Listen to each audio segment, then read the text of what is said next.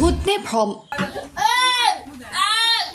কঠিয়াতলী নৱৰত্ন মধ্য ইংৰাজী বিদ্যালয়ত অভাৱনীয় পৰিস্থিতি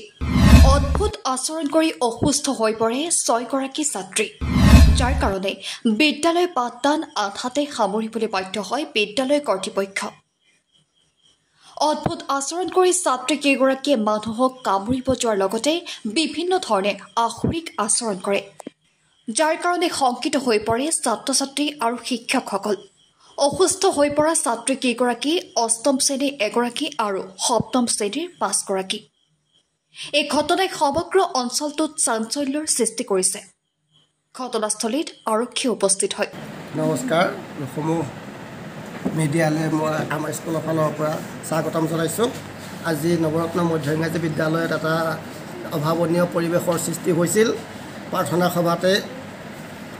এগৰাকী ছাত্ৰী মনোহৰ গাঁও পৰিত আছে এটা অদ্ভুত আচৰণ কৰিছিলে তেওঁক আমাৰ এটা আছুতীয়া কক্ষলৈ লৈ অনা হৈছিলে প্ৰাৰ্থনা শেষ হোৱাৰ লগে লগে 15 মিনিটৰ পিছতেই ৰাখী দাস নামৰ আন এগৰাকী ছোৱালীও তেনেধৰণে তদ্ৰুপ আচৰণ কৰিলে আৰু দুয়োজনকে ইয়ালৈ লৈ আনোতে ইজনে সিজনক সাৱটি ধৰি কোনেও কাকো মানে এৰিব নোৱাৰা অৱস্থা হ'ল তেওঁলোকৰ যিটো অদ্ভুত আচৰণ কৰিলে আমি আচলতে মানে ভয় খাইছোঁ ভাবিছিলোঁ এইটো উৎকট গৰমৰ কাৰণে হৈছে নে কিবা হেৰি হৈছে আমি ভাবিব পৰা নাই অভিভাৱকক আমি মানে ফোন কৰি মাতি আনিলোঁ তেখেতসকল আহিলে অহাৰ পাছত আমি ক'লোঁ যে হস্পিটেললৈ আমি লৈ যাওঁ অভিভাৱকে ক'লে বোলে এইটো আগতেও হয় এনেকুৱা এটা গতিকে ইমান চিন্তা কৰিব নালাগে আমি চঞ্জি লৈছোঁ বাকীখিনি আমি দায়িত্ব ল'ম এনেদৰে হোৱাৰ পাছতে আৰু দুজনে একেই আচৰণ কৰিলে তেওঁলোককো অলপ এইটো সেইটো মানে কৰাৰ পাছত তেওঁলোকে কিছু পৰিমাণে শান্ত হ'ল তাৰপিছতে 10 বজাত অন্য এগৰাকী ছাত্ৰী ক্লাছ 7ৰ মৰ্জিনা খাতুন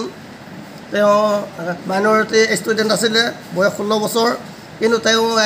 এটা বেলেগ ধৰণৰ অদ্ভুত আচৰণ কৰিলে যিটো আচৰণত আমি অতিশয় শংকিত হৈ পৰিলোঁ অদ্ভুত আচৰণ আৰু যাৰ কাৰণে গোটেই স্কুলখনতে এটা আতংকময় পৰিৱেশৰ সৃষ্টি হৈছিল আৰু সেই পৰিপ্ৰেক্ষিতত আৰু বাকীসকল ছাত্ৰ ছাত্ৰীয়ে ভয়ত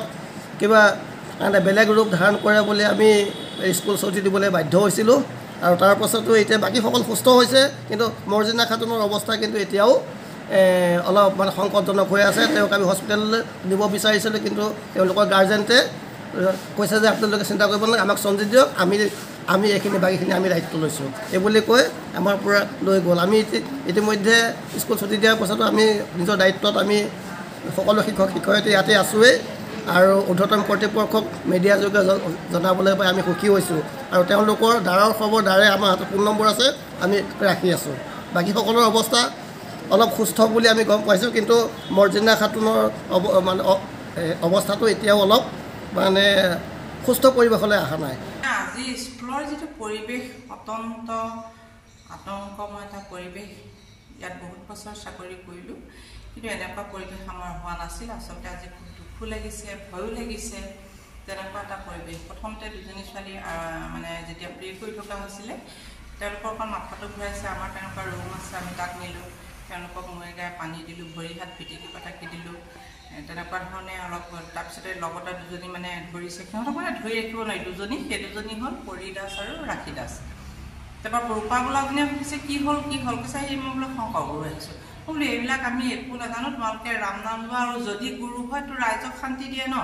তাৰ যিয়ে নহওক তাৰপৰা মই প্ৰতিপক ক'লোঁ বোলো তাৰপৰা আকৌ আৰু দুগৰাকীমান বাইদেউ আছিলে বাইদেউহঁতক ক'লোঁ বোলো পানী আনক আৰু মই গাই দিওঁ তেনেকুৱাতে আৰু এগৰাকী বাইদেৱে গাখীৰ অকণমান আনিছিলে মই বোলো অকণমান গাখীৰ পানী দি পেলাই ইহঁতক এঢুকা খুৱাই দিয়কচোন বা অকণমান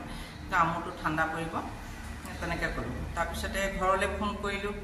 ঘৰৰ মানুহ আহিলে আমাৰ মাষ্টৰো ক'লে আমিও ক'লোঁ যে ডক্টৰ হ'লে আমি লৈ যোৱাৰ ব্যৱস্থা কৰোঁ সিহঁতৰ গৰমটো খুব বেছি হয়তো কিবা এটা অসুবিধা হ'ব পাৰে তেওঁলোকে কৈছে যে নালাগে আমি ঘৰলৈকে নিও ভাল হ'ব আমি এইটো কিবা কিবি কৰিব লাগিব কালি নামঘৰতে এনেকুৱা হৈছে মানুহৰ গাঁৱত তেনেকুৱা কথা ক'লে